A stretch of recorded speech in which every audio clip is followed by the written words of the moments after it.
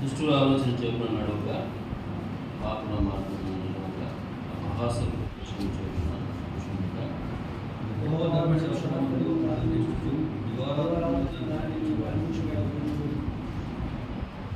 అతడు నీటి కాలువల వివరాలను నాటబడింది. ఆకు వాడక తన కాలమందు ఫలమించి చెప్పుకోలేదు.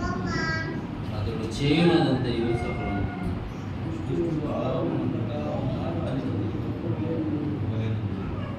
కాబట్టి న్యాయ విమర్శలో దుష్టులను, నీతిమంతుల సభల పాపులను నిలవరు. నీతిమంతుల మార్పులను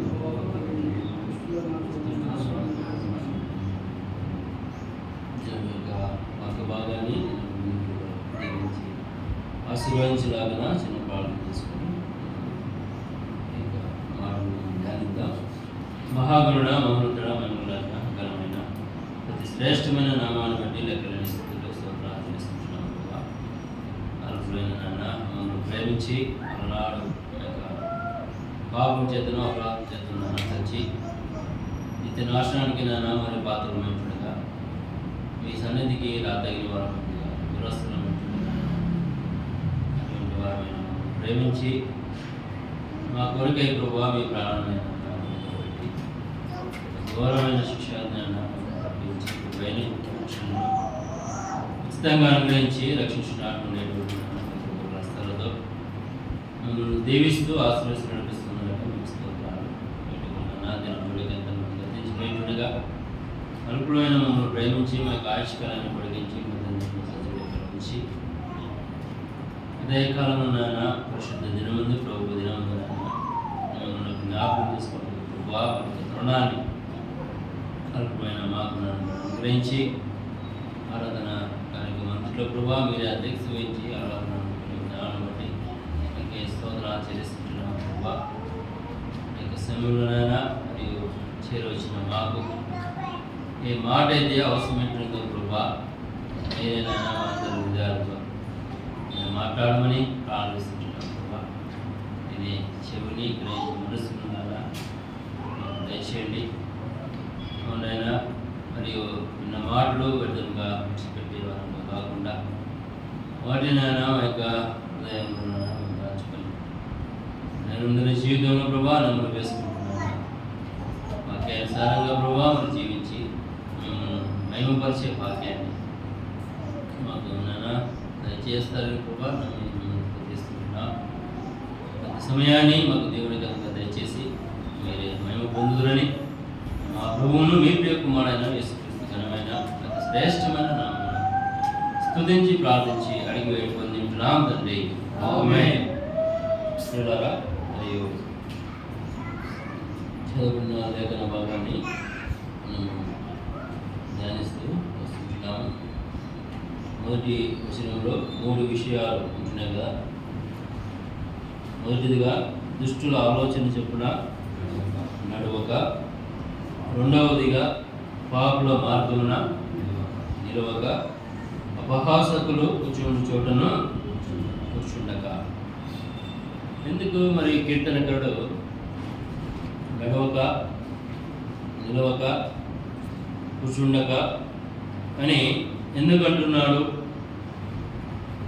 అని మనం ఆలోచన చేసినప్పుడు, పచ్చగా ఉండాలంటే అండి మనము పచ్చగా ఉండాలంటే లేదా ఫలవంతమైన జీవితాలు మనము జీవించాలంటే అదే కింద 3వ చరణంలో తెలియజేస్తుంటున్నాడు. అతడు నీటి కాలువల ఎవరైనా నాటబడినదై ఆకు వాడక తన కాలమందు ఫలమిచ్చు చెట్టు వలె నుండును, అతడు చేయనదంతయు సఫలమవును. మొదటి 2 మాటలను మనము ధ్యానించాం గత దినాల్లో. కానీ నడవక, దుష్టుల ఆలోచన చొప్పున నడవక, దుష్టుని యొక్క మాటను వినకుండా, దుష్టుడు వేచిన మరియు చిక్కులలో మనము చిక్కకుండా, ఎవరి ఆలోచనకు మనము మన యొక్క వినికిడిని ఇవ్వాలి అనగా మనము ధ్యానించాం కదా. ప్రభు యొక్క ఆలోచన, ఆయన యొక్క ఆలోచన చెప్పున నడిచేవారిగా మనము ఉండాలి. ఆ విధంగా మరి దావీదును మనం జ్ఞాపకం చేసుకున్నాం, అపోస్తలుడైన పౌలును జ్ఞాపకం చేసుకున్నాం కదా. ఆయన ఎటు నన్ను నడిపిస్తే అటు నేను నడుస్తా అని ఇరువురు భక్తులు అటువంటి యొక్క ఆలోచనతో కదా, దుష్టుని ఆలోచన చెప్పున కాకుండా దేవుని ఆలోచన చెప్పున నడిచారు అని మనం జ్ఞాపకం చేసుకున్నాం. ఆ విధంగా మనం కూడా దేవుని ఆలోచన చెప్పుననే కదా, మన యొక్క ఆలోచన మన యొక్క ఇష్టం కాదు, దేవుని ఇష్టము నెరవేర్చే వారంగా దేవుని ఇష్టానుసారంగా నడవాలి అని మనం జ్ఞాపకం చేసుకున్నాం. రెండవ మాట పాపుల మార్గమున నిలవక అంటే పాపుల మార్గమున నిలిస్తే లేదా ఆ మార్గం ఎక్కడికి నడిపిస్తుంది, నాశనానికి మనల్ని నడిపిస్తుందని మనము జ్ఞాపకం చేసుకున్నాం. పాపుల మార్గం ఎవరిది? పాపానికి అబద్ధానికి జనకుడును మరియు అపవాది యొక్క మార్గం అది. పాప దాస్యం మరియు ఆ యొక్క పాపపు మార్గము ఎక్కడికి నడిపిస్తుంది? పాపానికి జీతము మరణమని మనం జ్ఞాపకం చేసుకున్నాము. ఆ మరణానికి మరియు మనను నడిపేదిగా ఉంటుంది కాబట్టి ఆ మరణం నుండి మనల్ని తప్పించడానికి దేవాది దేవుడు తండ్రితో సమానవాసుడుగా ఉండుటకు అర్హుడు, యోగ్యుడు, పాత్రుడు, అది గొప్ప భాగ్యమని ఎంచుకొనక, తండ్రితో ఉండుట గొప్ప భాగ్యమని ఎంచుకొనక ఈ యొక్క పాపలోకానికి ఆయన మార్గముగా అర్థించిన గొప్ప దేవుడిని మనము జ్ఞాపకం చేస్తున్నాం కదా. ఆ మార్గంలో మనము నిలవాలని, ఆయన మార్గంలోనే మనము నిలవాలని అని ఆ యొక్క జిగటగల దొంగ ఊబిలో నుండి ఆయన మనను లేవనెత్తాడు. పాపమనే జిగటగల దొంగ ఊబిలో నుండి మనను లేవనెత్తి క్రీస్తనే బండపై మన పాదములను స్థిరముగా నిలిపాడు. ఆ బండ మీద మనము నిలబడితే ఆ మార్గంలో మనము ఆయన మార్గంలోనే మనము నిలిచేవారు కదండి. ఆయనకు మనం లోపరుచుకుంటే ఆయన మాట ఏమిటి కదండి, ఆ క్రీస్తు అనే బండ పైన మన పాదములను స్థిరపరిచి ఉన్నాడని కీర్తనకారుడు రాస్తాడు అని మనము జ్ఞాపకం చేసుకున్నాం. మరి మూడవ మాటగా అయ్యో మనం కూడా ఆయన మార్గంలోనే నడవాలి అండి. దృష్టిని పాపుల మార్గంలో మనము నిలవకూడదు కదండి. పాపికి మరియు పరిశుద్ధునికి పొత్తుందా? పొత్తు. అందుకనే ఒకప్పుడు పాపులమే, పాపపు మార్గంలో నిలిచిన వారమే. అయితే క్రీస్తు ప్రభు వారు ఆయన మార్గముగా మన నిమిత్తమే అర్థించి ఆ కల్వరి శిలువలో తను తాను బలిగా అర్పణంగా అర్పించుకొని మనకు మార్గములను ప్రాణం పెట్టినంతగా మనల్ని ప్రేమించి అండి ఈ అగాధం మరణం నుండి జీవంలోనికి యుగ యుగాలు ఆయనతో ఉండే ఆ గొప్ప స్థలానికి లేదా ఆయనతో ఉండే గొప్ప భాగ్యం మనకి ఇవ్వాలని ఆయన ప్రాణం పెట్టినంతగా మనల్ని ప్రేమించి మనకు మార్గాన్ని ఏర్పరిచిన గొప్ప దేవుడిగా మనం చూస్తున్నాం. ఆ శిలువ మేకుల ద్వారా మన పాపపు రుణపత్రాన్ని కొట్టివేసి మనకు మార్గమును ఏర్పరిచాడు. మరియు ఆ మార్గంలోనే మనము నిలవాలి. అంటే ఎక్కడ నిలవాలి? పాపుల మార్గమున నిలవక పాపుల మార్గమున ఎప్పుడు నిలిచాము? ఆ మార్గం నుండి మనను తొలగించాము. ఇప్పుడు ఎక్కడ నిలబడలేదుగా? ఆయన మార్గంలో మనం నిలవాలి. ఆయన మార్గంలో. కానీ విశ్వాసికి అవిశ్వాసికి పొత్తు లేదు. మరి ఎక్కడ నిలవాలి మనము? అనగా విశ్వాసులతో నిలవాలి, పరిశుద్ధులతో మనం నిలవాలి. దుష్ట సంగత్యము మంచి నడవని చెప్పున్నాను మనం చూసాం. మన సహవాసము మనం ఎక్కడ నిలబడాలి అని మనం జ్ఞాపకం చేస్తున్నాం. పరిశుద్ధులతో మన సహవాసం. అదే అపోస్తలుడైన పౌలు తిమోతికి కూడా రాస్తాడు. ఎవరికి మాదిరిగా ఉండాలంట? ప్రేమలోను విశ్వాసంలోను విశ్వాసులకే మాదిరిగా ఉండాలని అపోస్తలుడైన పౌలు తిమోతికి రాసిన యొక్క మాటను మనము జ్ఞాపకం చేసుకున్నాం కదా. ఇక్కడ కూడా ఏమంటున్నాడు? పాపుల మార్గం నిలవక మరియు దేవుడు ఏర్పరిచిన మార్గం, పరిశుద్ధుల మార్గంలో, ఆ నీతివంతుడైన ప్రభు అయిన యేసుక్రీస్తు మార్గంలో మనము నిలిచేవారిగా ఉండాలి.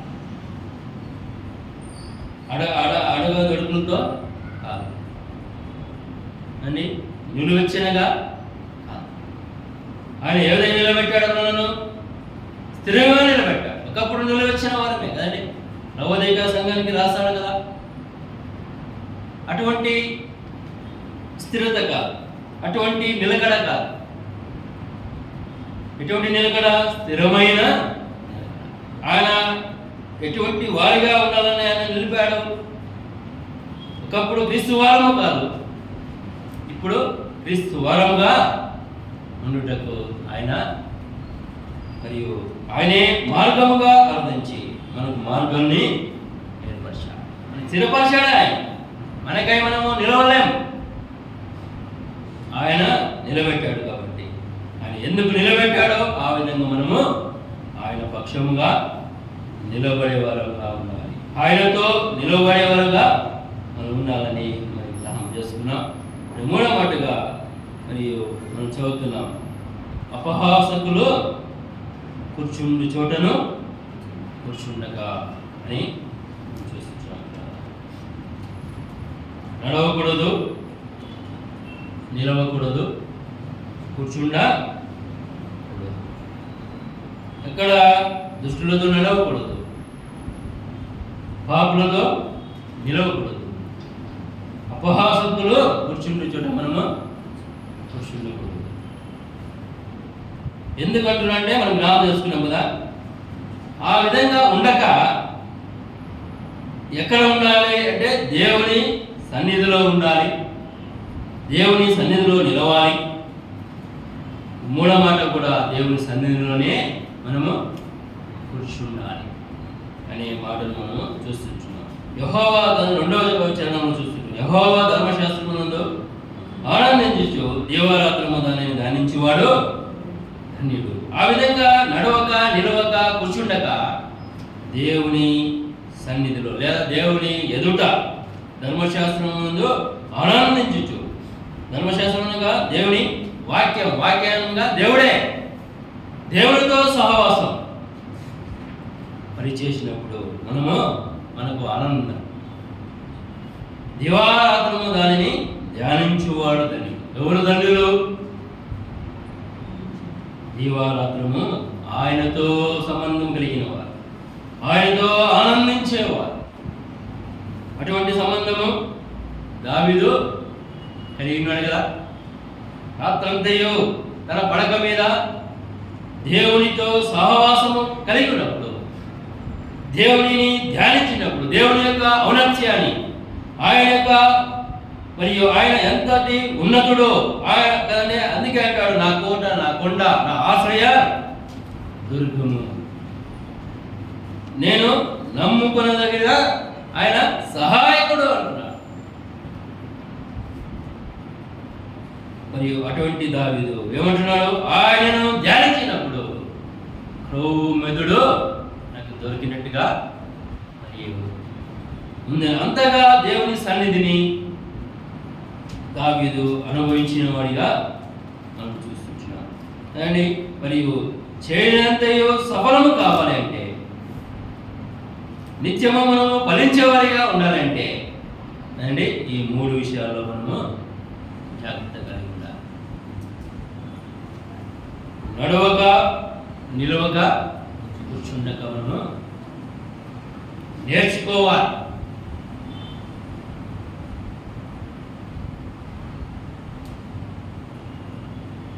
అపహాసలు కూర్చుని చోటున కూర్చుండక. మరి ఎక్కడ కూర్చోవాలి? కానీ కొందరు లేఖనాల్లో కొంతమంది కొన్ని చోట్లలో కూర్చున్నారు. చూడండి 139వ కీర్తన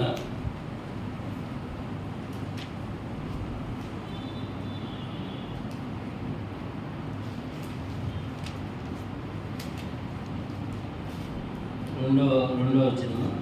నేను కూర్చుండుట, నేను లేచుట నీకు తెలియను, నాకు తలంపు పుట్టక మునిపే నీవు నా మనస్సు గ్రహించుచున్నావు అని చూస్తున్నావు. కీర్తనకారుడైన దావీదు అంటున్నాడు, యెహోవా నీవు నన్ను పరిశోధించి తెలుసుకుని ఉన్నావు. దావీదును దేవుడు స్థిరపరచగా కదా, అప్పుడే జ్ఞాపకం చేసుకున్నాం.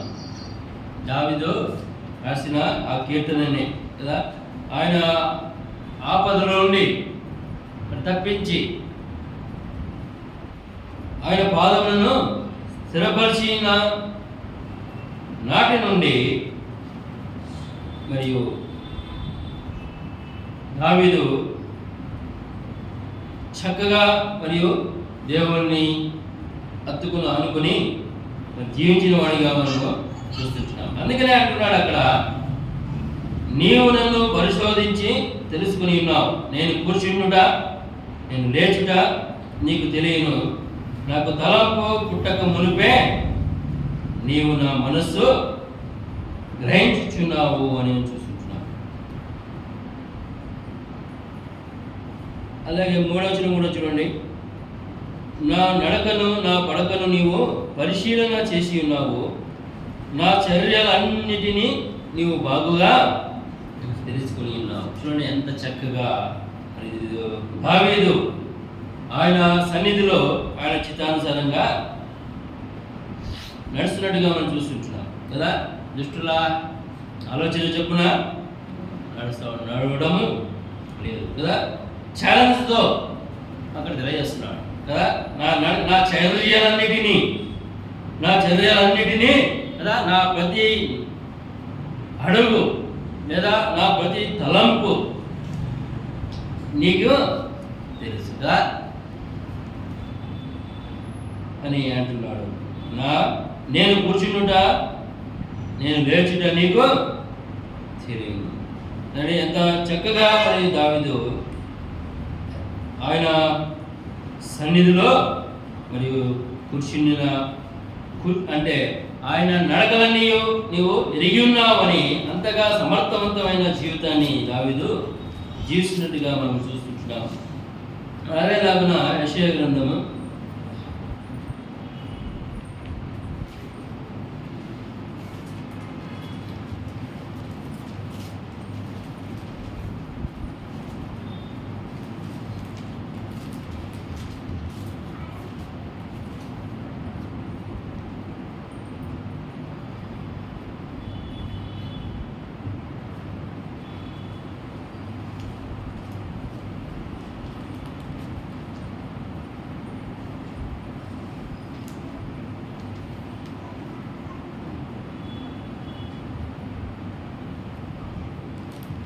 22వ అధ్యాయం.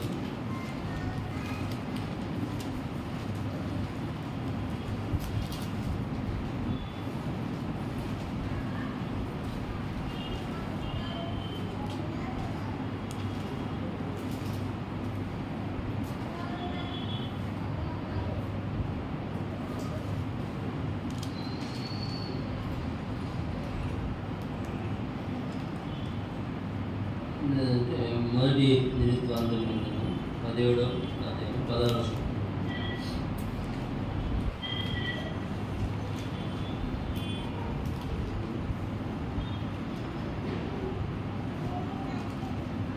రాజైన దావీదు వచ్చి యెహోవా సన్నిధిని కూర్చుండి ఇలాగూ మనవి చేసెను, దేవా యెహోవా, నీవు నన్ను ఇంత హెచ్చు స్థితిలోనికి తెచ్చుటకు నేను ఎంతటి వాడను, నా ఇల్లు ఏమాత్రపుది. ఏం చేస్తున్నామని ఇక్కడ రాజైన దావీదు వచ్చి యెహోవా సన్నిధిని కూర్చుండి ఇలాగూ మనవి చేసిను, దేవా యెహోవా, నీవు నన్ను ఇంత హెచ్చు స్థితిలోనికి తెచ్చుటకు నేను ఎంతటి వాడను అంటున్నా. దావీదు ఎక్కడ కూర్చున్నాడు? దేవుని సన్నిధిలో కూర్చున్నట్టుగా మనం చూస్తుంటున్నాం. కూర్చుండి ఇలాగో మనవి చేసి అంటున్నాడు కదా. ఎందుకో ఆ విధంగా మనవి చేస్తున్నాడు అంటే, ఎక్కడో గొర్రెలు కాసుకుంటున్న దావీదును ఏం చేశాడు? హెచ్చులోనికి తెచ్చినట్టుగా మనం చూస్తున్నాం కదా. ఇంతగా నన్ను హెచ్చించడానికి నేను ఎంతటి వాడను, నా ఇల్లు ఏమాత్రం కదా. అందుకనే 90వ కీర్తన నరపుత్రుని జ్ఞాపకం చేసుకుంటూ వాడు ఏ పాటి వాడు 90వ కీర్తనలో నరులను మంటికి మార్చుకోవాలని దావీదు జ్ఞాపకం చేసుకుంటున్నాడు కదా. మంటి వాడని జ్ఞాపకం చేసుకుంటున్నాడు. జ్ఞాపకం చేసుకుంటూ నేను ఏ పాటి వాడను అంటున్నాడు. ఎందుకంటున్నాడంటే దేవుని సన్నిధిలో కూర్చుండి కదా. ఎక్కడో ఉన్న వాడిని ఎక్కడ కూర్చున్నాడు? ఇక్కడ దేవుని సన్నిధిలో కూర్చున్నట్టుగా మనం చూస్తాం. అపహాసకులు కూర్చుండి చోటున కూర్చుండగా దావీదు ఎక్కడ కూర్చున్నాడు? దేవుని సన్నిధిలో కూర్చున్నట్టుగా మనం చూస్తున్నాం. అలాగే లూకా సువార్త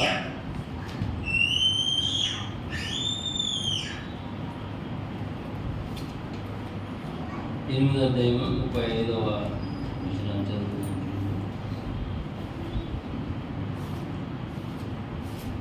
జనులు జరిగిన దాన్ని చూడవెళ్ళి యేసు యొద్దకు వచ్చి దైవమును వదిలిపోయిన మనుషులు బట్టలు కట్టుకొని స్వస్థచిత్తుడై యేసు పాదముల యొద్ద కూర్చుని భయపడి.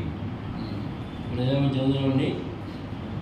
స్వస్థచిత్తుడై యేసు పాదముల యొద్ద కూర్చున్నట చూచి భయపడి. ఎవరు కూర్చున్నారు? యేసు వద్దకు వచ్చి దయ్యములో వదిలిపోయిన మనుషుడు బట్టలు కట్టుకొని స్వస్థచిత్తుడై యేసు పాదముల యొద్ద కూర్చున్నట చూచి భయపడి అని చూసుకుంటున్నాం. ఎవరండి దయ్యం పట్టిన మనుషుడు కదా? పై వచనాల్లో మనం చదువుకుంటే సేనానే కదండి. అనేక దయ్యములు పడిన వాడు సేనానుగా ఊహమని మరియు రాయబడింది. అంటే అనేక అంటే సమూహముతో అనేక దయ్యములు మరియు ఆ ఒక్కనిలోనే ఉన్నట్టుగా మనం చూసాం. అటువంటి వాడిని దేవాది దేవుడు ఏం చేశాడు? స్వస్థచిత్తుడిగా చేసినట్టుగా మనం చూస్తున్నాం. ఈ మనుషుడు ఒకప్పుడు ఎక్కడ కూర్చున్నవాడు? సమాధులలో కూర్చుండినవాడు. అటువంటి వాడు ఎప్పుడైతే దేవుడు స్వస్థపరిచాడో, ఆ దయ్యాలను వెళ్ళగొట్టాడో, అప్పుడు ఆ వ్యక్తి ఎక్కడ కూర్చున్నాడు? యేసు పాదముల యొద్ద కూర్చుండుట చూచి భయపడి అని చూస్తున్నాడు. చూడండి, స్వస్థచిత్తుడై తన మార్గములను మరియు సరి చేసుకుని మరియు స్థిరపడిన ఆ యొక్క వ్యక్తిని మనము చూస్తున్నాం కదా. దేవుడు మరియు స్థిరపరిచాడు, ఆ మార్గంలోనే నిలబడినట్టుగా మనం చూస్తున్నాం కదా. ఆయన పాదముల చెంత కూర్చున్నాడు. పాదముల చెంత కూర్చుండి కదా ఆయన బోధను మరియు నిలుచున్న ఆ యొక్క వ్యక్తిని మనము, ఆ యొక్క మనిషిని మనం చూస్తున్నాం. అటువంటి మనుష్యుని అంటే వారు ఎందుకు భయపడారు అంటే అంత భయంకరుడు ఒకప్పుడు ఆ మనిషి. మరియు అనేక దయ్యముల చేత పీడింపబడుతూ కదా అనేకులను మరి భయపడుతున్నవాడు. అటువంటి వాడు అంత నిస్సహాయుడుగా, అంత దీనుడుగా మరియు యేసు పాదముల చెంత చూసి కదా ఏం చేస్తాడో కదా, అంతకుముందు ఆ వ్యక్తి చేసిన ఆ క్రియలను వారు చూసిండవచ్చు కదండి, చూసింటారు. అందుకనే వారు భయపడుతున్నారు. అక్కడ దేవాలయంలో కదా సమాధిలో ఉండేవాడు కదా, అక్కడికి వెళ్ళేవారిని మాత్రమే హాని చేసేవాడు. అయితే ఇక్కడ కూడా వచ్చాడే అన్నట్టుగా వారు మరియు భయపడుతున్నట్టుగా మనం చూస్తాం. చూడండి, అయితే ఆ యొక్క మరియు దయ్యము పట్టిన ఆ యొక్క వ్యక్తి అదండి మరియు ఎక్కడ కూర్చున్నాడు? దేవుని సన్నిధి దేవుని పాదముల యొక్క కూర్చున్నట్టుగా మనము చూసుకుంటున్నాము. అదేలాగున ఇదే లూకా సువార్త 14:10. అయితే నీవు పిలువబడినప్పుడు నిన్ను పిలిచిన వాడు వచ్చి, స్నేహితుడా, పై చోటికి పొమ్మని నీతో చెప్పులాగున నీవు పోయి కడపటి చోటున కూర్చుండుము. అప్పుడు నీతో కూడా కూర్చుండు వారందరి ఎదుట నీకు ఘనత కలుగును. తన్ను తాను హెచ్చించుకును ప్రతివాడును తగ్గింపబడును, తన్ను తాను తగ్గించుకున్నవాడు హెచ్చింపబడునని చెప్పాను అని చూస్తున్నాను. కానీ ఈ మాటలు మరియు ప్రభువైన యేసుక్రీస్తు వారే తెలియజేస్తుంటున్నారు. అని ఎవరు నేను గొప్ప నీవు గొప్ప అని వారు వాదములు మరియు చేసుకుంటున్న సమయంలో అక్కడ మరియు పెళ్లి విందు జరుగుతుంది. అయితే పిలువబడిన వారు అనేకులు, ఏర్పరచబడిన వారు కొద్దిమంది అనే లేఖనానుసారముగా ఈ యొక్క పెళ్లి విందులో కూడా అటువంటి యొక్క కార్యమే జరిగినట్టుగా మనము చూస్తున్నాం. కానీ పిలిచిన వారు ఎంతో గొప్ప వారు పిలువబడ్డారు, కానీ వారు ఏం చేశారు? ఆ పెళ్లి విందులకు రాలేకపోయారు. ఆ యొక్క పెళ్లి మరియు పెళ్లి అయ్యే సమయము ఆసన్నమైంచున్నది, కానీ ఆ సమయానికి ఎవరు కూడా లేరు. మరి వీధిలోనికి వెళ్ళి మరియు వీధులలోనూ వారిని పిలుచుకున్నామని మరియు తెలియజేసినప్పుడు వారు వెళ్ళి పిలుచుకొచ్చారు. మరియు అంతేకాకుండా మరి భోజన పంక్తి 7వ వచనం చూడండి. పిలువబడిన వారు భోజన పంక్తిని అగ్రపీఠములను ఏర్పరచుకుంటా చూచి ఆయన వారితో ఈ ఉపమానము చెప్పినాను. కదండి, మరి విందుకు పిలువబడిన వారు ఉన్నత స్థానం లేదా స్టేజ్ మీద, కానీ మన భాషలో చెప్పాలంటే స్టేజ్ మీద కనబడాలని ఉన్నత పీఠములను మరియు ఆశించేవారు లేదా కోరుచున్నవారు మరియు ఒక ఉపమానము ప్రభువు తెలియజేస్తున్నాడు కదా. నీవు ఉన్నతంగా ఉండాలండి కదండి. అదే మరియు 11వ వచనం కూడా మనం చదువుకున్నాం కదా. తన్ను తాను హెచ్చించుకున్న ప్రతివాడును తగ్గింపబడును, తన్ను తాను తగ్గించుకున్నవాడు హెచ్చింపబడునని చెప్పాడు. కానీ పిలిచిన వారికి తెలుసు కదా, పిలిచిన వారికి తెలుసు కదా. ఆల్రెడీ వారు ఒక ప్రణాళికను ఏర్పరచుకుంటారు కదా, ఎవరిని ఎక్కడ కూర్చోబెట్టాలి అని పిలిచిన వారికి తెలుసు. కాబట్టి మీరు మరియు అగ్రపీఠములను ఏర్పరచుకుంటా పిలువబడిన వారు భోజన పంక్తిని అగ్రపీఠములు ఏర్పరచుకుంటూ చూచి ఆయన వారితో ఈ ఉపమానము చెప్పారు. కదండి, ఎక్కడ కూర్చోవాలి అంటే నువ్వు హెచ్చులో ఉండాలంటే కదండి. 10వ వచనం మనం చూస్తుంటాం. అయితే నీవు పిలువడినప్పుడు నిన్ను పిలిచిన వాడు వచ్చి, స్నేహితుడా, పై చోటికి పొమ్మని నీతో చెప్పులాగున నీవు పోయి కడపట చోటున కూర్చుండుము అండి. ఆయన అదే పిలిచిన వారు మనకు మరియు ఆయన వారికి తెలుసు అని ఎక్కడ కూర్చోబెట్టాలని, కానీ మనమే ఆశించి వెళ్ళకూడదని అక్కడ మరి ఉపమానము ప్రభు తెలియజేసినట్టుగా మనం చూస్తున్నాం కదండి. వారు అయినప్పటికీ తెలిసినప్పటికీ కదా, నీకు గ్రహింపు కలిగినప్పటికీ నువ్వేం చేయాలి? కింద స్థితిలోనే ఉండుటకు నువ్వు కింద స్థితిలోనే ఉండు. వారే వచ్చి నిన్ను వారే పిలుస్తారు, అక్కడ ఎందుకు కూర్చున్నావు కదా, నీ స్థానము ఇక్కడ అని. అప్పుడు అది మర్యాదగా ఉంటుంది అన్నట్టుగా ప్రభువు వారి యొక్క ఎక్కడ కూర్చోవాలి అనే యొక్క పాఠాన్ని ఉపమాన రీతిగా ప్రభు నేర్పిస్తున్నట్టుగా మనము చూస్తుంటున్నాం కదండి. అతిశయించేవాడు ఎవరు ఎందుకు అతిశయించాలి? క్రీస్తునందే అతిశయించాలని మనం చూస్తున్నాం. ఇక్కడ వారి సొంత ఆలోచన అగ్రపీఠములను కదా, పిలువబడిన వారు భోజన పంక్తిని కూర్చున్నప్పుడు అగ్రపీఠములను వారికి ఇష్టానుసారంగా వారు నడుచుకుంటున్నారు ఆ యొక్క విందులో. అందుకే ప్రభు ఆ యొక్క ఉపమానం అని తెలియజేస్తున్నాడు. నువ్వు పిలువబడినప్పుడు నీవు కడగా కూర్చుండు, కిందగా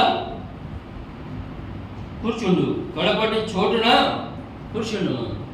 అప్పుడు నిన్ను పిలిచిన వాడు, స్నేహితుడా నువ్వు అక్కడ ఎందుకున్నావు? నువ్వు పై చోటున ఉండవలసిన వాడు అని. అప్పుడు నీకు ఎంత ఘనత అండి, అటువంటి ఘనత నా దగ్గర ఉంది అని ప్రభువు ఆ యొక్క ఉపమాన రీతిగా వారికి పాఠాన్ని నేర్పించినట్టుగా మనం చూస్తున్నాం కదా. అపహాసకులు కూర్చుండి చోటున కదా, అపహాసకులు ఆ విధంగా అగ్రపీఠంలో వారు కోరుతారు. అపహాసకులు కూర్చుండి చోటున నువ్వు కూర్చుండద్దు అంటూ ఆ యొక్క ఉపమానము ప్రభువు తెలియజేసినట్టుగా మనం చూస్తున్నాం. అతిశయించేది ప్రభువునందు అతిశయించాలి కదండి. ఎప్పుడైతే తగ్గింపబడతామో మనము హెచ్చింపబడతాం కదా. పిలిచిన వానికి తెలుసు ఎందుకు ఆయన పిలిచాడు. ఆ పిలుపుకు తగినట్టుగా మనము జీవించాలి. ఆయన క్రీస్తు వారుగా ఉండటకు పిలిచాడు అని రోమీయులకు రాసిన పత్రికలో 1వ అధ్యాయంలో మనము చూస్తున్నాం. క్రీస్తు వారుగా ఉండటకు పిలిచాడు, ఆయనతో కూర్చున్నటకు పిలిచాడు. అటువంటిగా విశ్వాస జీవితం అండి మరి జీవించినప్పుడు మరి ఆయనతో కూడా మనము కూర్చుండేవారుగా ఉంటాం. అది ప్రకటన గ్రంథంలో ఆ మాట రాశాడు. మనం చూసుకుందాం. అదేలాగా మరొక వ్యక్తి మరియు క్రీస్తు పాదముల చెంత కూర్చున్నది. ఎవరు? స్త్రీ క్రీస్తు పాదముల చెంత కూర్చున్నది. ఎవరు? మరియమ్మ కదండి. మార్తా, మరియలు మరియు అక్క చెల్లెలు ఉంటున్నారు కదా బెతేనీ గ్రామంలో.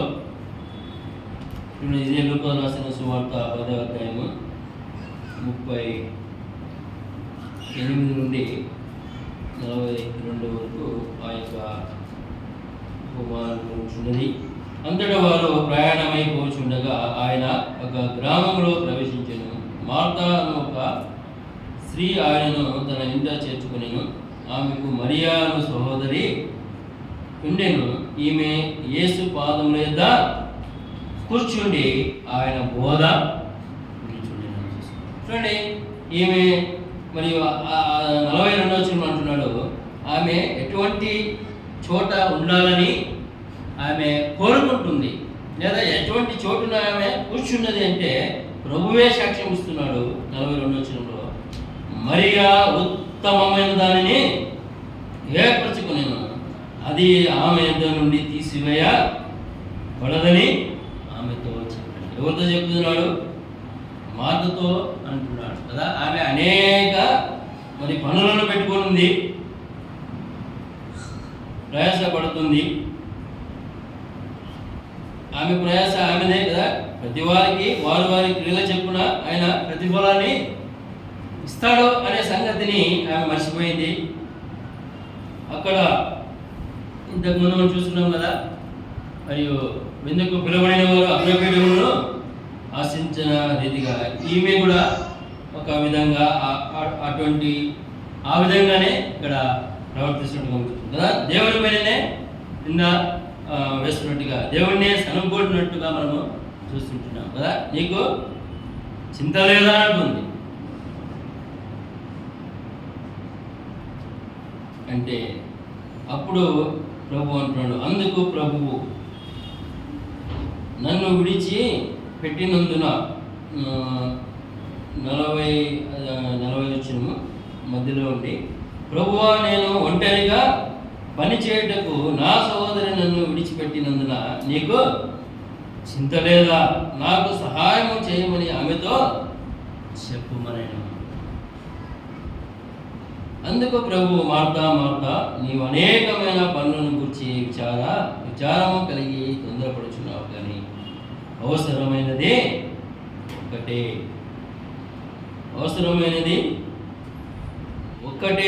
ఫుట్నోట్ ఏమిటండి, అనేక ప్రాచీన పాత్రలలో అవసరమైనవి కొన్నియే అని పాఠాంతరం చూస్తున్నాం. ఒక్కటే అని రాస్తూ కింద పాఠాంతరంలో కొన్ని కదా. అన్నీ కూడా మరి అవసరమైనవి కాదు కదా, కొన్ని అవసరమైనవి. అవసరమైనది ఒక్కటే, మరియా ఉత్తమమైన దానిని ఏర్పరచుకుని అది ఆమె ఇద్దరు నుండి తీసివేయబడదని ఆమెతో చెప్పిన చూడండి.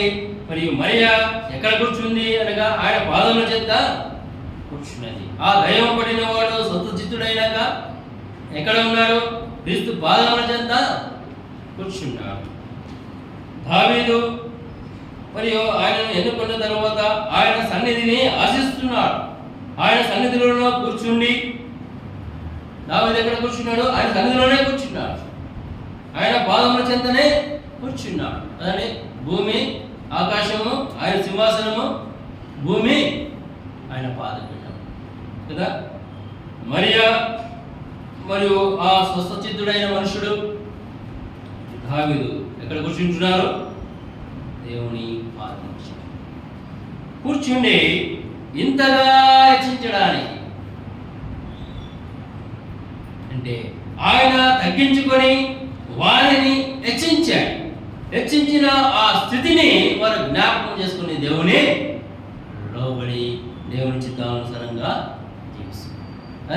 ఆ కలువరి శిలువలో ఆయన తనుతాను తగ్గించుకొని వారిని హెచ్చించిన స్థితిని వారు జ్ఞాపకం చేసుకుంటున్నారు. ఇంతగా నన్ను హెచ్చించుటకు నేను ఎంతటి వాడను, నేను యోగ్యుడను కాను అని దావీదు దేవుని స్తుతిస్తున్నాడు. మరియా ఆయన పాదముల చెంత ఉత్తమమైన దానిని అని దావీదు కూడా అంటాడు కదా, రుచి చూచి ఎరిగి తిని యెహోవా ఉత్తముడని దావీదు కూడా అంటున్నాడు. మరియా ఉత్తమమైన దానిని ఏర్పరచుకున్నది, అది ఎన్నటికి ఆమె నుండి తొలగిపోనిది అంటున్నది కదండి. తొలగిపోయేది కావాలన్నా, శాశ్వతంగా ఉండేది కావాలన్నా అదండి. అట్లా ప్రశ్న వేస్తూ ఆమెకి బోధపడే విధముగా ప్రభు ఆమెకు తెలియజేస్తున్నాడు. మరియు ఆమె ఉత్తమమైన దాన్ని ఏర్పరచుకునేను, అది ఆమె ఎద్దు నుండి తీసివేయకూడదని ఆమెతో చెప్పిన. అది ఎందుకు చెప్పాలి కదండి ప్రభు? ఉత్తమమైన అది ఆమె ఎద్దు నుండి తీసివేయబడదు అని ఎందుకు చెప్పాలి అని మనం ఆలోచన చేసినప్పుడు కదా. మరియా ఆమె ఆలోచన కలిగిన అవే మరి స్థిరమైనవి, అవే అవసరమైనవి, అవే ఉత్తమమైనదని ఆమె అనుకుంటుంది.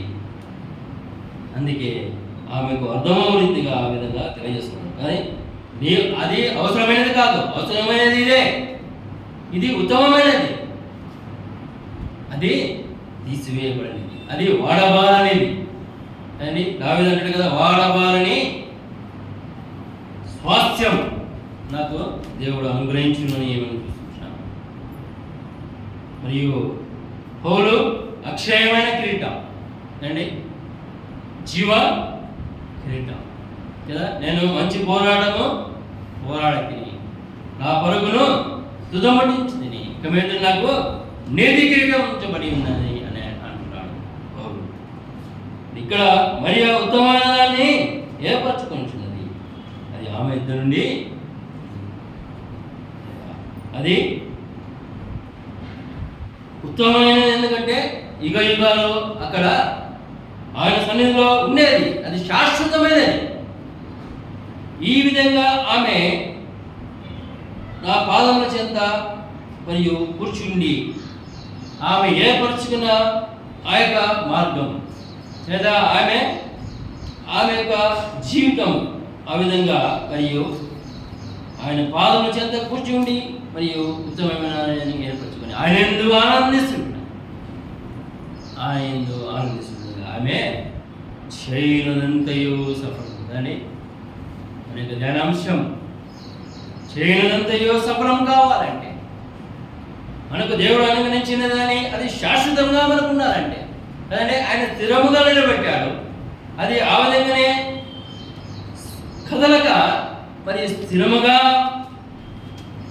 మరణం వరకు నమ్మకంగా మనము ఆ మార్గంలోనే కొనసాగాలంటే, ఆయనతోనే మనము ఎల్లప్పుడూ కూర్చుండాలంటే, ఆయన సన్నిధిలోనే మనం కూర్చుండాలి అంటే దానిని మనము జాగ్రత్తగా కాపాడుకోవాలి. ఆయన సన్నిధిలో మనము కూర్చుండే వారిగా ఉండాలి. అప్పుడు అది ఎప్పుడు ఎన్నడూ కూడా మన చెంత నుండి తీసివేయబడదు. ఆ విధంగా వ్యతిరేకంగా మనము ఉంటే, దుష్టుల ఆలోచించకుండా మనం నడిస్తే, పాపుల మార్గంలో మనము నడిస్తే, అపహాసకులు కూర్చుంటే మనం కూర్చుంటే అది తొలగింప కానీ బహుమానాలు మనం కోల్పోతాం. ప్రతి వారికి వారి క్రియలు చెప్పున ఏ విధంగా బహుమానాలు ఇస్తాడో అదే విధంగా ప్రతి వారికి వారి క్రియలు చెప్పున ఆయన శిక్షను కూడా విధించేవాడిగా ఉంటున్నాడు. అందుకనే అంటున్నాడు అక్కడ, ఉత్తమమైనది అని అవసరమైనది ఒక్కటే, అది ఎటువంటిది? అది ఉత్తమమైనది, అది మేలైనది. అవసరమైనది మనం గ్రహించి మరియు ప్రభు చిత్తానుసారంగా మనం జీవిస్తే అది ఉత్తమమైనది కదండి. మరియు 91వ కీర్తన 14వ వచనం మనం చూస్తాం, అతడు నన్ను ప్రేమించున్నాడు కనుక నేను అతనిని తప్పించేది, అతడు నా నామం ఎరిగిన వాడు కనుక నేను అతనిని ఘనపరిచేది. ఆయన ఎంత ఉత్తముడు మరి అడిగింది, ఆమెను ఘనపరిచాడు కదా, మార్తా ఎదుట ఆమెను ఘనపరిచాడు. ఈ విధంగా ఆమె ఏర్పరిచిన ఉత్తమైనది అది ఆమెను నీవు తాత్కాలికమైన, అది స్థిరమైనది, అది శాశ్వతమైనది. నీవు ఆలోచన చేస్తున్నది తాత్కాలికమైనది అంటూ ప్రభువు తెలియజేస్తున్నాడు. ఆ యొక్క దైవం పడిన వాడు కూడా ఉత్తమమైన దాన్ని నేర్పరచుకున్నాడు కదా. దావీదు కూడా అంతే, రుచి చూచి ఉత్తమను ఎరిగి తినంటున్నాడు, ఉత్తమమైన దానిని ఏర్పరచుకున్నాడు. అదే ఎలా ఉన్నా కీర్తన కొరింథీయులకు అపోస్తలుడైన పౌలు కొరింథీయులకు రాసిన పత్రిక, మొదటి పత్రిక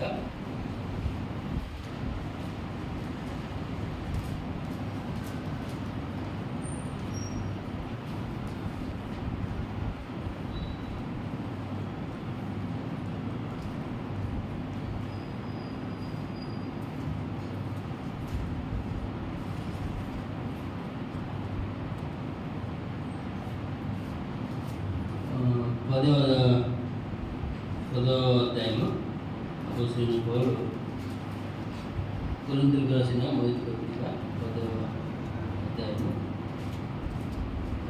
6-7 వచనాలను చదువుకుంటున్నాను. అయితే వారిలో ఎక్కువ మంది దేవునికి ఇష్టలుగా ఉండకపోయేది కనుక అరణ్యములో సంహరింపబడిరి.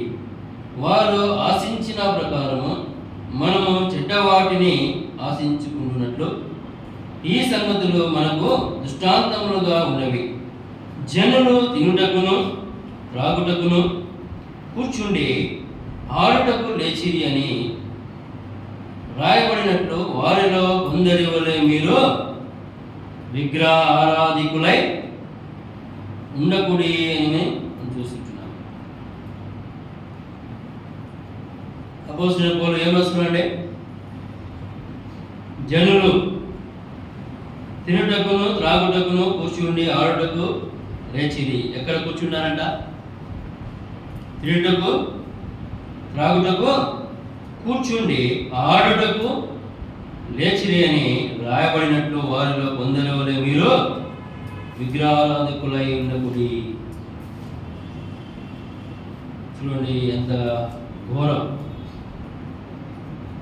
ఎంత భయంకరమైన విషయాన్ని అపోస్తలుడైన పౌలు తెలియజేస్తున్నాడు కదా. అపహాసకులు కూర్చుండే చోటున కూర్చుండుట దేనితో పోల్చాడు? విగ్రహారాధనతో పోల్చినట్టుగా మనం ఇక్కడ చూస్తున్నాం కదా. అని రాయబడినట్టు వారిలో కొందరి వలె మీరు విగ్రహారాధకులై ఉండకూడదు అని తినుటకును త్రాగుటకును కూర్చుండి ఆట ఆడుటకు లేచిరి అని రాయబడినట్టు వారిలో కొందరి వలె మీరు విగ్రహారాధకులై ఉండకూడదు అని మనం చూస్తున్నాం. అనగా మార్గమును చెరిపివేసుకుంటా విగ్రహారాధన అని ఆయన సందులో కూర్చున్నవలసిన వారమైన మనము వేరే చోట్ల లేదా అపవాద యొక్క ఆలోచన చెప్పున మనం నడుచు వేరే ఆయన సన్నిధిలో ఉండవలసిన వారమైన మనము వేరే చోట్ల ఉన్నట్లయితే, వేరే దానికి ప్రాధాన్యత మనము ఇచ్చినట్లయితే అది ఒక విగ్రహం అన్నట్టుగా అపోస్తలుడైన పౌలు కొరింథీయులకు హెచ్చరిస్తున్నాడు. అలాగూ చేసి కదండి వారు దృష్టాంతములుగా ఎవరు ఆ విధంగా నడుచుకున్నది అంటే ఇశ్రాయేలు ప్రజలు. వారిని ఆడ ఉదాహరణగా వారిని పెడుతూ ఈ మాటలను అపోస్తలుడైన పౌలు తెలియజేసినట్టుగా మనం చూస్తున్నాం. చూడండి 5వ వచనంలో, అయితే వారిలో ఎక్కువ మంది దేవుని ఇష్టలుగా ఉండకపోయింది కనుక అరణ్యములో సంహరింపబడింది. ఎవరు వారు? ఇశ్రాయేలు ప్రజలు కదండి. వారు విగ్రహాలను చేసుకున్నారు కదా, దేవుని మర్చిపోయారు.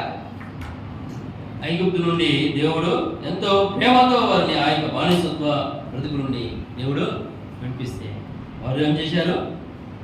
దేవుణ్ణి మర్చిపోయి అరణ్యంలో కదా దేవునికి ఇష్టంగా కాదు, వారు కష్టంగా జీవించారు.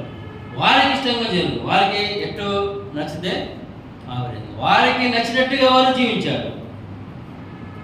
ఆ పాపపు జీవితం కానీ అపహాసకులు కూర్చుని చోట కూర్చుండవుతుంటే మేము అక్కడే కూర్చుంటామంటున్నారు.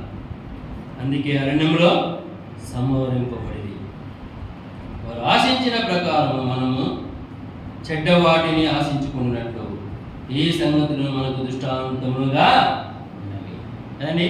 అది చెడ్డతలంపు కదా. దేవుడి ఆలోచన చెప్పిన మనము నడవకుండా ఉంటాయి కదా. దేవుని ఆలోచన చెప్పిన ఏం నడుస్తుంది కదా. మనలో ఆత్మకును శరీరానికి పోరాటము ఉంది కదా, మనమందరము ఎరిగిన వారమే. ఆ విషయాలే ఇక్కడ మరియు అపోస్తలుడైన పౌలు తెలియజేస్తున్నాడు కదా. శరీరానికి ప్రాధాన్యత ఇవ్వద్దు. మార్త శరీరానికి ప్రాధాన్యత ఇస్తుంది, మరియా ఆత్మీయతకు ప్రాధాన్యత ఇచ్చినట్టుగా ఉంది. అది ఉత్తమమైనది.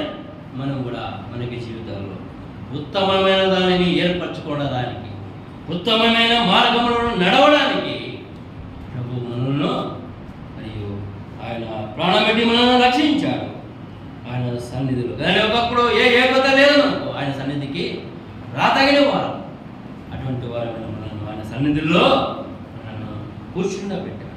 మరి ఇటువంటి యొక్క ఉత్తమమైన మార్గములను మనం ఏర్పరచుకొని అదే మార్గంలో మనం మరణం వరకు లేదా ప్రభువు వచ్చేంత వరకు ఆ మార్గంలో మనం స్థిరంగా నిలబడినట్లయితే ఏ విధంగా అపోస్తలుడైన పౌలు సవాలుతో మనం తెలియజేసిన మాటలను మనం గ్రహణం చేసుకున్నాం.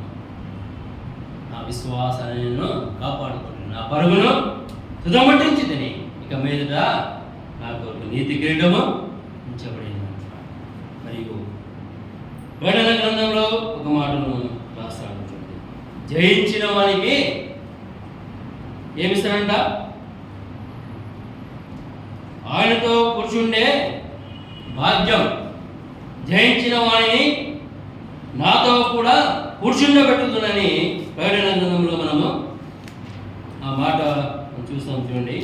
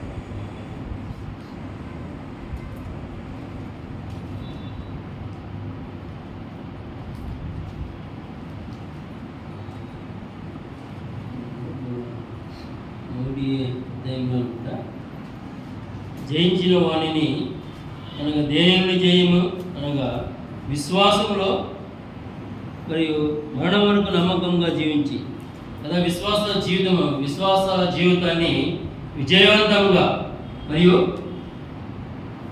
జీవించిన వారికి మరి జయించిన వారిని మరియు నా తండ్రి కుడిపాక్షం ముందు వాడిని కూర్చుండబెట్టుదును అని మరి తెలియజేస్తున్నాడు. తండ్రి మరియు అపోస్తలుడైన పౌలు ఎక్కడ ఉన్నాడు అనగా తన యొక్క విశ్వాస జీవితంలో ఆయన జయించాడు కాబట్టి మరియు ఆయన సన్నిధిలో మరియు ఆయనతో కూర్చుండా బెట్టబడినట్టుగా మనము చూస్తున్నాం. అలాగే మనల్ని కూడా ఆయన కూర్చుండే పెట్టేవాడిగా ఉంటాడని మనము మరియు జ్ఞాపకం చేసుకున్నామా బదులమైనట్టుగా ఏ విధంగా మరియు దావీదు ఉత్తమమైన దాన్ని ఏర్పరచుకున్నాడు కదా. ఆయన సన్నిధి ఉత్తమమైనది, అది తప్ప వేరే ఒకటి లేదు కదా. అనేకులు తొలగిపోయిన రీతిగా కొరింథీయులకు రాసిన పత్రికలో మనము చూసాము కదా. ఆడుటకు కూర్చోకు మరియు తినుటకును త్రాగుటకును వారు కూర్చుండి ఆడుటకు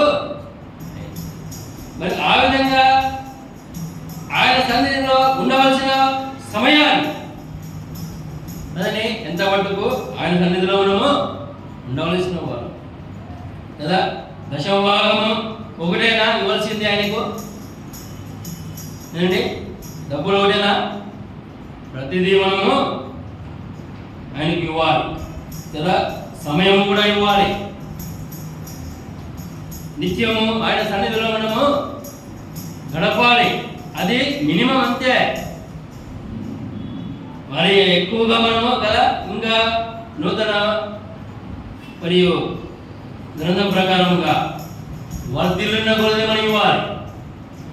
ఆ విధంగా మరి అందుకే దావీదు అంటున్నాడు దివారాత్రం కదా. అది దశమాంశం కాదు, అక్కడ దివారాత్రం ధ్యానిస్తేనే, దివారాత్రం ఆయన సన్నిధిలోనే ఉంటేనే. అందుకని అదే దావీదు అంటాడు కదా 23వ కీర్తనలో, చిరకాలము యెహోవా మందిరంలో నేను నివాసం చేస్తాను. ఆ విధంగా నేను ఉన్నప్పుడు కృపాక్షేమములు నా వెంట వస్తాయి. కృపాక్షేమములు నా వెంటనే వచ్చినప్పుడు నేను చేయను దానిలా సఫలం కదా. నేను ఏది పడితే బంగారం అని. అందుకే అటువంటి మార్గాన్ని మరి దావీదు ఏర్పరచుకున్నాడు, మరియా ఏర్పరచుకున్నది. ఆ యొక్క వ్యక్తి స్వతచిత్తుడైన వ్యక్తి ఏర్పరచుకున్నాడు, పౌలు ఏర్పరచుకున్నాడు. మరియు ఈ 3 విషయాలు ఒకే వ్యక్తిలో మనకు కనబడతాయి. అనేక మార్లు మనం ఆ వ్యక్తిని గురించి ధ్యానించాం. చెప్తారా? అపోస్తల కార్యంలో 3వ అధ్యాయంలో ఉన్నాడు ఆ వ్యక్తి. ఈ 3 విషయాలు దుష్టుల ఆలోచన చెప్పిన నడవక, పాపుల మార్గమున నిలువక, అపహాసులు కూర్చుండక, ఆ 3 విషయాలు ఒక వ్యక్తిలో మనకు కనబడతాయి. ఎవరు ఆ వ్యక్తి? పుట్టుకతో కుంటివాడైన ఆ వ్యక్తి. చూడండి, అపోస్తల కార్యంలో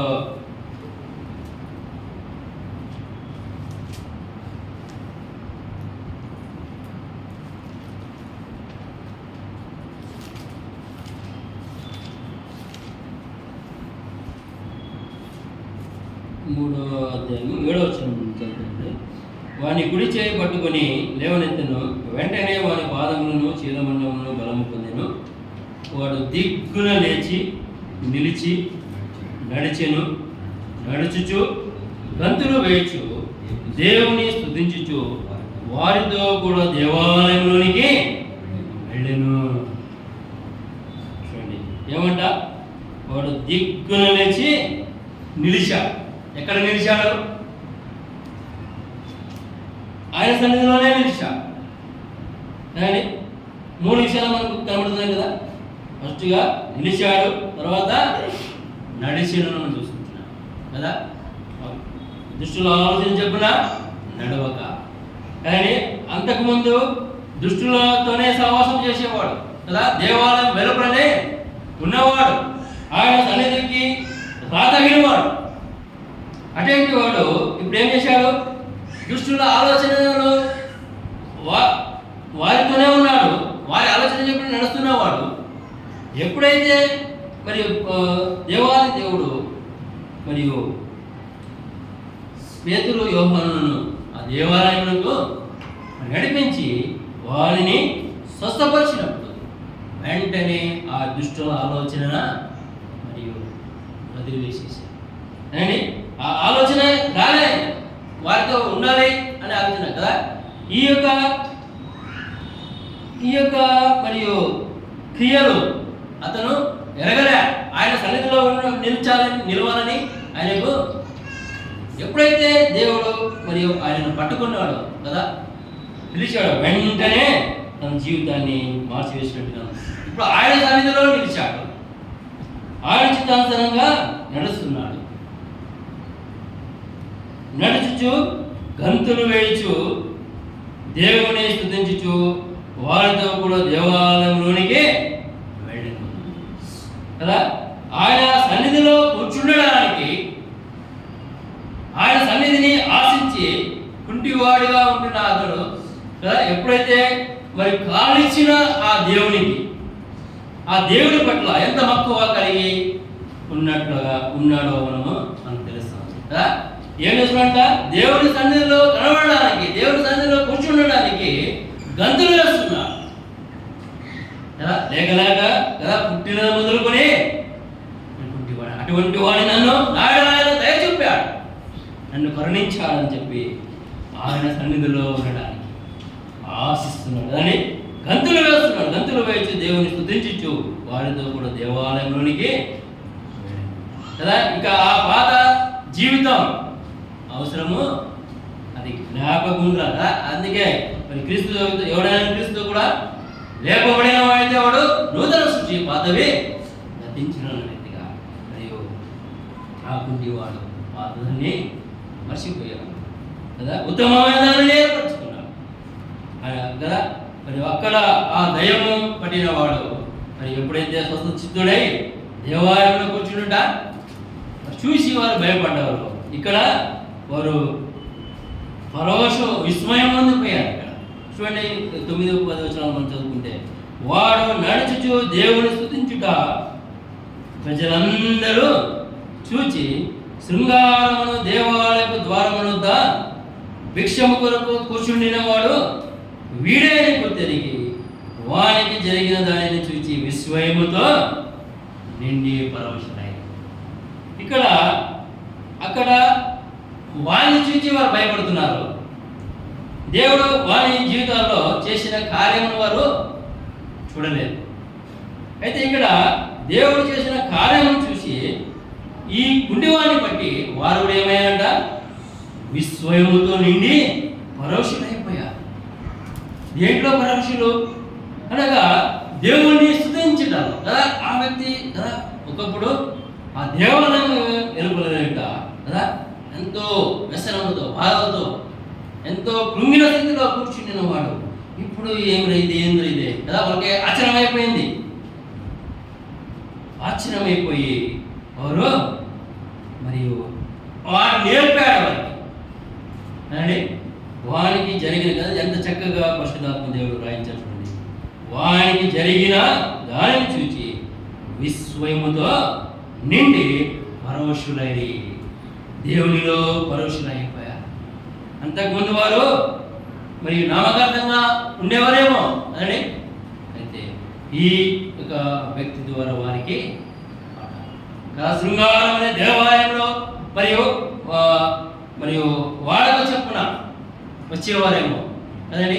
నిజముగా లేదా ఆత్మతోనూ సత్యముతోనూ ఆరాధించేవారిగా రావట్లేదు. వారికి పాఠాన్ని నేర్పడానికి ప్రభువు ఆ కుంటివాడిని అక్కడ కూర్చుండబెట్టినట్టుగా అనిపిస్తుంది. ఎప్పుడైతే దేవుడు స్వస్థపరిచాడు అండి, గంతులు వేస్తున్నాడు. దేవుడి సన్నిధిలో కూర్చున్నాడు. వారికన్నా ముందే పరిగెత్తిపోయాడు. గంతులు వేస్తూ పరిగెత్తినట్టుగా మనం చూస్తున్నాం. అటువంటి మరియు ఆశతో లేదా అటువంటి ఆ విధముగా మనము ఆయన సన్నిధిని మనము ఏర్పరచుకోవాలి. కానీ అది ఉత్తమమైనది. ఆయన సన్నిధి ఉత్తమమైనది. ఆయన సన్నిధిని మనం ఆ విధంగా ఏర్పరచుకుంది. ఆయన సన్నిధిలో మనము ఆ విధంగా మరియు కూర్చుంటే మనం చేయడంతా అండి. ఆయన వాగ్దానాన్ని మన పట్ల నెరవేర్చేవాడుగా ఉంటున్నాడు. ఆయన సన్నిధిలో మనం కూర్చుంటే మరియు 110వ కీర్తన 1వ అధ్యాయంలో మనం చూస్తుంటున్నాం. నీ శత్రువులను నీ పాదముల కింద పడేంత వరకు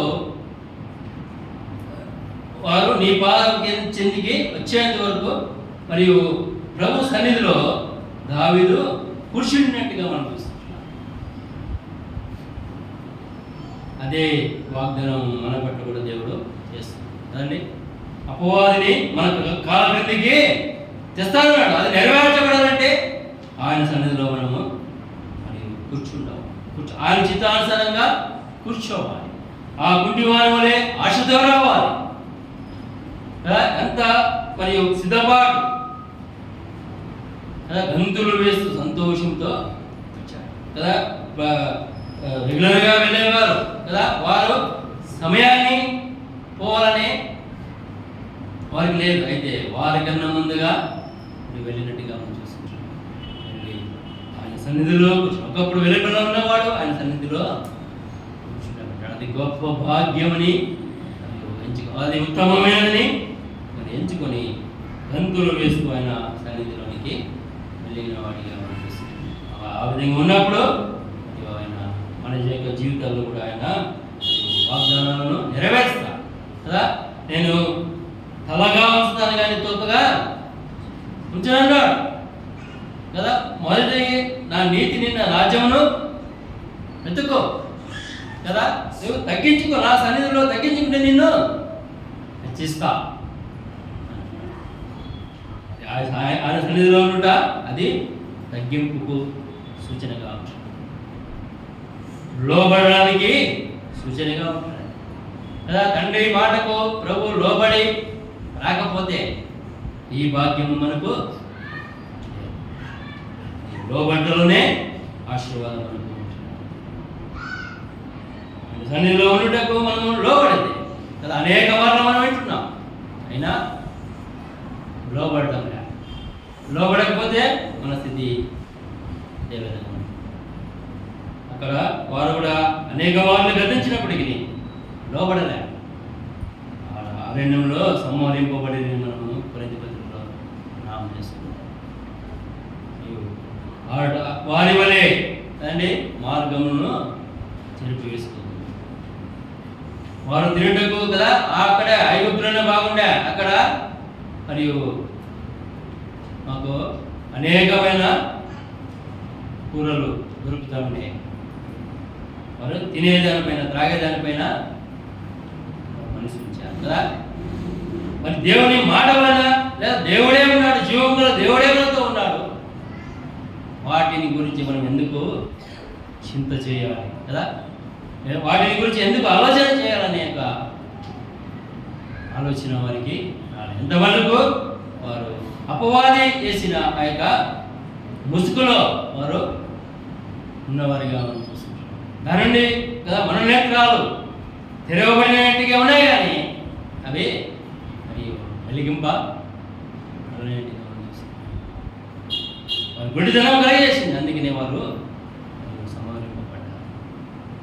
ఆయన మాటలను మన జీవితంలో కూడా ఆయన నెరవేరుస్తాడు. ఎప్పుడంటే ఆయనకు లోబడి అదండి. ఆయన వాగ్దానము చేసినవాడు నమ్మదగినవాడు, ఆయన మాట తప్పని నేను హెచ్చుగానే ఉంచుతానన్నాడు కదా. నా నామాన్ని ఎరుగు, అదే కదా దావీదు తెలియజేసింది. అతడు నా నామం ఎరిగిన వాడు కనుక నేను అతనిని దావీదు దేవుని నామాన్ని ఎరిగాడు. అందుకే దేవుని నామ ఇశ్రాయేలు ప్రజలను ఆ సున్నతి లేని ఫిలిష్తీయుడు దూషించిన వాడు ఎంతటి వాడు, ఆ ఏ ఎగుత లేనివాడు, ఆ ధైర్యము, ఆ యొక్క త్యాగము ఎక్కడి నుండి దేవుని ఎంత ఉత్తముడో ఎరిగాడు. ఇది జయించిన వాడి మరణం వరకు నమ్మకం ఉండము, నేను జీవ కిరీటం ఇస్తానన్నాడు. పౌరుకి ఏ విధంగా నీతి కిరీటము ఉంచబడి ఉన్నదని తెలియజేస్తున్నాడు. మనకు కూడా నీతి కిరీటము ఉంచాడు. వాడవాలని స్వాస్థ్యం అంటాడు దావీదు. వాడవాలని స్వాస్థ్యము ఉంచబడి ఉన్నది అంటున్నాడు. ఎందుకు అంటే ఈ విధంగా ఆయన సన్నిధిలో మనము ఆయన చిత్తానుసారంగా నడిస్తే, ఆయన సన్నిధిలో మనము నిలిస్తే, ఆయన మార్గంలో మనం నిలబడితే, ఆయన సన్నిధిలో మనము కూర్చుండటకు ఆశిస్తే అదండి అట్టి వారే ఆయనకు ఇష్టం కదా. అలా కీర్తన 16వ కీర్తన 4వ విషయాలను మనం చూస్తాం. భూమి మీద ఉన్న భక్తులే శ్రేష్ఠులు, వారు కేవలం నాకు ఇష్టం కదా. ఉత్తముడైన నన్ను వారు ఏర్పరచుకున్నారు, నా సన్నిధిలోనే కూర్చుంటే వారు ఇష్టపడ్డారు కాబట్టి వారే నాకు ఇష్టం. ఆయన ఇష్టము కాకుండా మన ఇష్టం అంటే అదే విగ్రహాలు, అపవాది మార్గం, దుష్టుని మార్గం అదండి. అపోస్తలుడైన పౌలు వివరించారు, మీరును వారికి వలే కదా అటువంటి క్రియలు చేరువారైతే అది విగ్రహాలు కదా. ఏదైనా సహిస్తాడు, విగ్రహాలు సహిస్తాడా? భయంకరం. మరి ఈ విషయాలు ఆయనను తృణీకరించుట, ఆయన నుండి తొలగిపోవుట, ఆయన సన్నిధి నుండి తొలగిపోవుట ఆయనకు ఇష్టము. అది బహు భయంకరమైనది. దానిని తేలికగా మనం చేసుకుంటాం కదా. ఆయన సన్నిధిలో గడపవలసిన సమయం అంటే రోజుకి ఎన్ని గంటలు మనం దేవునికి ఇవ్వాలి? దశమాంశంగా ఆలోచన చేస్తే 2.5 గంటలు దేవుని సన్నిధిలో మనం జీవించాలి. జీవిస్తున్నామా? ఆయన సన్నిధిలో గడుపుతున్నామా? ఇంకా కొడుతున్నామన్న అనుసారంగా అయితే ఇంకా ఎక్కువ ఇవ్వాలి. 2 గంటలే, 2.5 గంటలే కాదు, ఎంతైనా ఇవ్వాలి. అప్పుడే ధన్యుడు. దీవారాత్రములు దాన్ని ధ్యానించేవాడు ధన్యుడు, అతడు చేయనిదంతయు సఫలమవును. ఆ విధంగా మనం చేయనిదంతే సఫలం కావాలంటే దేవుని సన్నిధిలో మనము దేవుని చిత్తానుసారంగా నడవాలి, దేవుని మార్గంలో మనము నిలవాలి, దేవుని సన్నిధిలో మనము కూర్చుండాలి. అది ఉత్తమమైనది. ఉత్తమమైనది మనం ఏర్పరచుకుంటే దాని నుండి తొలగించి ఎవరు కూడా ఎందుకంటే ఆయన మహోన్నతుడు, ఆయన కంచ కోట ఆశ్రయ దుర్గము, దాని నుండి ఎవరు కూడా కదా మిమ్మల్ని ముట్టువాడు నా కనుగుడ్డు, ఎంత భద్రత. మన జీవితాలను ఆ విధంగా ఆయన సన్నిధిలో ఆయన చిత్తానికే మనం అప్పచెప్పుకొని మన జీవితాలను మనము భద్రంగా చేసుకొని ఆ జీవితాల ద్వారా ఎవరిని మనము మహిమపరచుకుంటాం. ఆ విధంగా దేవుడు